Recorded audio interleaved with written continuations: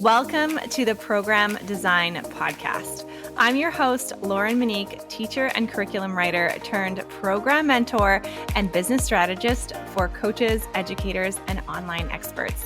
Whether you're looking to create your first ever group coaching program or scale your current offer for more freedom, revenue, and consistent income, this is the podcast for you. Here you'll find practical strategies and encouragement mixed with a bit of manifestation and intuition to help you grow and design a program you absolutely love. Let's dive in. Hello, and welcome to another episode of the Program Design Podcast. This episode is going to be a little bit different than my usual episodes, but I think it could be really powerful for you, even though it's maybe a little uncomfortable for me to share, because there's just so much that I learned from this experience that I think could be really helpful for you as well when you go to share your program prices, when you're going to sell, when really you're deciding where you want to price your services, where you want to price your signature programs. I think this is a really relevant conversation. And so I'm going to dive into it anyway, even though at first I was a little bit reluctant to share this vulnerably on the podcast. Where this all came about is I have decided to join a new program. It is a mastermind. And it is the most expensive program that I have ever invested in. And even saying how much it is, which I will in a moment, and for how much time and all that sort of thing, even that I thought do I really want to share what feels like an expensive investment for me? But then I thought, money is so relative. What's expensive, quote unquote, for me, I don't even think of it as expensive. I just think of it as this is more than I have spent money on before. It's not like what seems like a lot to one person is going to feel like not a lot to another person. And some other people are listening. You might listen and go like, oh my God, I would never, ever spend that much on a program. So everyone's going to have their own lens on money, and I'm cool with that. So I will share a little bit about what it is, why I decided to invest in it, and more importantly, the mindset shifts that I went through and how you can use this in your selling and pricing your program as well. So the new program that I am going to be investing in is in a mastermind. And it is a 6-month program for $15K. 6-month program for $15,000, and it's 6 months. So I have invested that much, like $12,000 or so, maybe a little bit more, like $15,000 over the course of a year, but never over the course of 6 months. And so I'm really looking forward to this mastermind. I can already tell it is going to stretch me. It's exactly what I need because I've invested in a smaller program that this mentor offers. And now I'm ready for her bigger investment. It's completely what I'm looking for.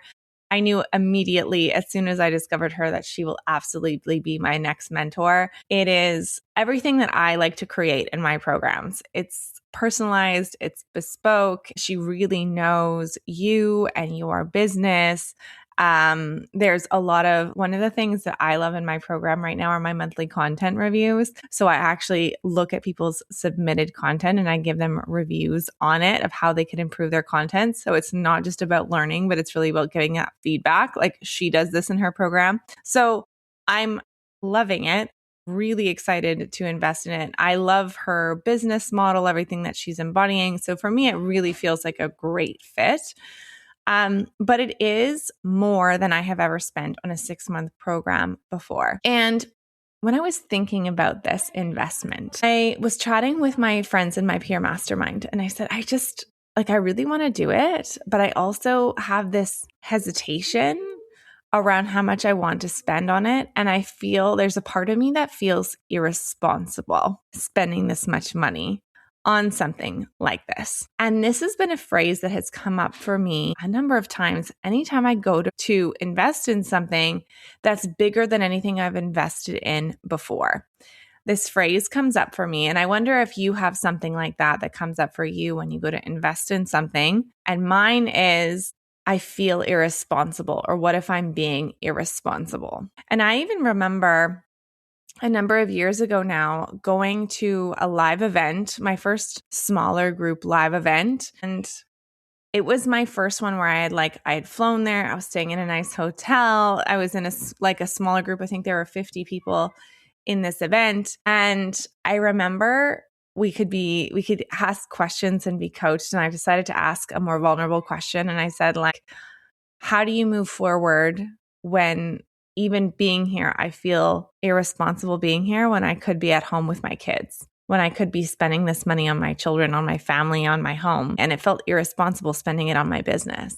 And in retrospect, I can see that anything I invest in myself actually does come back to my family, because anything I invested in my business supports my family. It is absolutely investing in my family and supporting my kids, but it felt like a risk at the time. And so that story, I can recognize it as a story, but anytime I go to invest in something new, that's something that can come up for me. And so I was talking about this with my friends, and if you don't have a group of peer masterminds of someone like in your realm of business, in your stage of business, people that you really get along well with, I highly encourage you to form a group like that, because we have been meeting for the last year and a half now. I've known the members of my peer mastermind a few years now. It is so invaluable. And so I was saying this to them. And then one of my friends asked me, she's of course a fabulous coach, and she said, I get the sense that this is more than just the investment. I wonder if there's a wound here.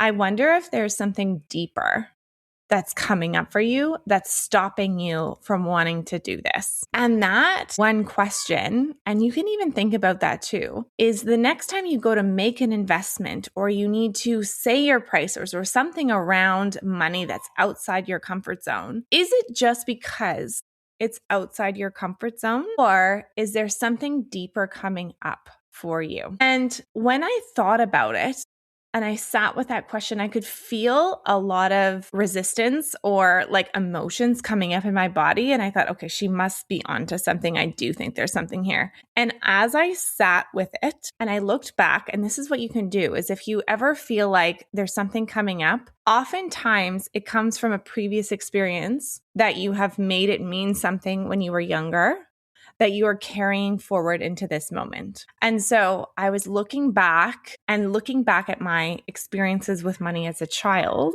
or when I was a teenager, or even when you're a young adult, but oftentimes it does happen. Like you can start to look back through moments. Like, when did I first start to feel like this? And oftentimes I find it's like, you can tie it back. So the first experience I thought of when I was thinking about this feeling is I thought back to that question when I asked my mentor, like, what can I do when I feel irresponsible even being at this event? And then I could jump back and back and back to previous experiences. And so you can think about that too. If you're working through something, when's the last time I felt like this? What about before that? And you can start to jump backwards to think about, when did this first come about? And when I thought this through, a memory came back to me. And I remember I was in the car, my parents' car. I was in the back. And I had a friend with me, and we were on a road trip, and we were driving through the mountains, because I live in BC. And I did at the time then too. I've lived on different parts of the country, but I lived in BC at the time. So we were driving through the mountains, and we were going to a dance competition. And I remember feeling this real stress and nervousness, because I was afraid I had left one piece of the dance costume behind. And when I was going away on this road trip to a dance competition, and I was in a professional dance training program, so it was very competitive. They were like, we danced, 20 plus hours a week or something. So it was in a very competitive industry. And it was imperative, at least for my dance teacher, that all of us looked exactly the same, because it was a high level competition and we had to wear the exact same costumes. And I remember our costume at the time was like this pleather purple. We were doing this jazz dance to I think it was like Purple Rain. But anyway, I was really afraid I had missed a piece of the dance costume. I think it was my jazz shoes. And I was so afraid that I was going to have missed one piece of of my costume, and we were going to be away, and I wasn't going to be able to go and get new dance shoes, and I was going to let everyone else down. Because in the past, when I look even further back, is whenever I forgot something for dance, I was basically publicly shamed. And I mean, in retrospect, was it actually that big a deal? No. And another kid might have been like, oh, there's my dance teacher again, fussing at me because I forgot something. Like, I don't care. But that's not what I made it mean. I made it mean that I am irresponsible. I don't take care of my things. I am disorganized. But when I look back at that, it wasn't actually that I was those things. It was because my parents were divorced. And so I spent 1 week at my mom's, 1 week at my dad's, 1 week at my mom's, 1 week at my dad's. Maybe if you're listening, you had that experience or you had a friend who had that experience as a teenager. And so therefore, I was always having to remember everything and I could easily forget it at my other house. And when I think back, like, I mean, of course I was forgetting things. Like as me, even as an adult who was very organized, if I like, it would feel like, it felt like moving all the time. Like when you remember where it is at one house, but you're at the other house. And so I was always moving between homes and always having to keep my things. And at that point in my life, like now with the internet, it doesn't matter. Like all I need to remember to do any of my work, for example, is I bring my laptop and everything's on the cloud. I could sign into someone else's laptop and I would be fine to get my work done. But back then, when I was, early 2000s, I needed to remember my USB stick to remember my homework to be able to hand it in, or I needed to remember the printed copy. I couldn't forget my homework or forget the project I was working on. I needed to have the exact dance costume. I couldn't just go and buy it in the city that we were driving to. And so I had always this stress that I was going to forget something and that therefore I made it mean that I was being irresponsible. And I could even bring that back further, like even when I was 7. And so what I realized in that moment is that I was taking that, 15-year-old version of me who made it mean that I was irresponsible and I couldn't take care of things. And that same feeling was coming up anytime I go to spend more money on something, because I have this fear of what if I lose it? What if I'm irresponsible with it? I need to keep control of everything so that I don't lose it, right? And so whenever I go to spend money on something, that feeling was coming up. And so I had to let it go and notice from an adult's perspective that wasn't actually true. That was just what I made it mean when I was a teenager. And then I'm bringing that forward into this. And I needed to do a pattern interrupt to be able to let that go. And so if you're ever coming up against something like this and you're noticing that you have your own block around money in some way, and then I'm going to bring it back to the topic of this conversation about how it's going to help you with your sales. But if you ever have a feeling like this, like it feels like an unrealistic reaction to a certain situation, you can tie it back to when's the last time I felt like that? When's the last time I felt like that? When's the last time I felt like it? And what did I make that situation mean? And how is it showing up for me in this realm, in this new way? So you can tie it back and then you can start to do a pattern interrupt. Maybe you talk to friends about it. Maybe you journal about it. Maybe you do some tapping on it. Maybe like I could really even see my younger self and see it through a different lens. So I was able to let that go. And sometimes it's honestly about just deciding like I'm not letting that story run things anymore. And it's just deciding. So in that moment, I could see like, my gosh, like if I saw a 15-year-old girl going through that now, like even my friend said, I have a daughter, my daughter's friend has that. And she goes from house to house and she's forgetting things and she's always stressed about it. And I just want to give her a hug. And I thought, oh my gosh, that's the smaller version of me that is coming up right now that is stopping me from investing in the thing that's really going to grow my business and become like that next version of me, because I'm afraid I'm going to be irresponsible and I'm going to lose things. But that's really my 15-year-old self. That's not my 37-year-old self. And so when I saw that, I was able to let that go and make that investment without feeling like it was the wrong choice. And already now, like I can already tell it's going to bring so much more than I can even fathom right now in my business. And I'm so glad I've made that investment. And so the reason I wanted to bring this to the podcast is because whenever you make an invitation to your program and you say how much it is, everyone in the room or the person in front of you on a sales call or the people listening to you on a webinar are going to have their own interpretations or experience that can come up around that number. Now, some people are going to feel completely, totally neutral about it. And they're going to be able to say like, yes or no, do I want to do that? but other people won't. Other people have their own experience. And oftentimes we don't think about that. We make it mean that we did something wrong. Like maybe we said something, maybe it's too expensive for them. What are they going to say? What are they going to think? Maybe I made them uncomfortable.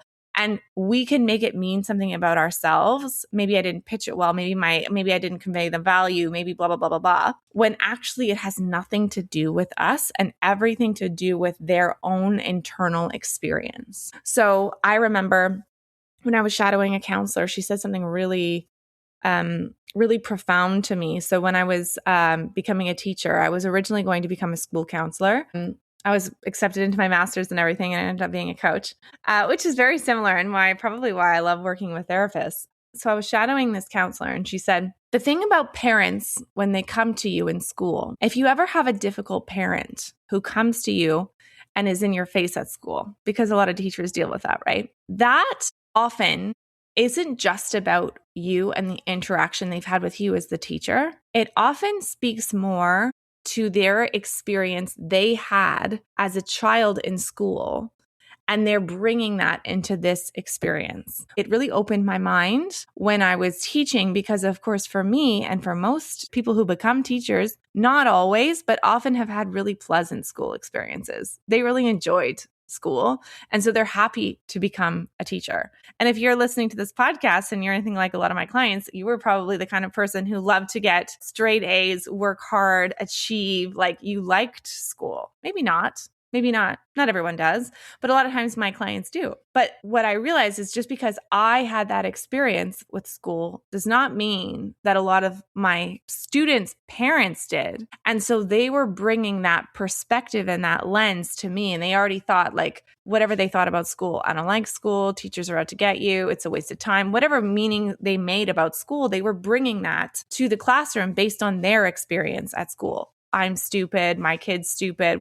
Whatever their lens is around school. And when you think about it, really, they probably got a lot of their perspectives from their parents and the parents before them, and then generations created this. So it actually had very little to do with their interaction with me, maybe a bit, but it has more to do with their experience in school. And they're bringing all of that to the table when a parent gets upset with you as a teacher. And the same is true in every way. But when we think about selling and we think about putting our prices out there, everyone has their own experience with money, about their relationship with money, how they view money, what they think is expensive, not expensive. Are they good with money? Are they irresponsible with money? All their whole lens, their background around money, the generations of money stories they've inherited from their parents or people in their families. And so when they come to you and you state your prices, their reaction to your prices has more to do with their own lens around money than it has to do with your price.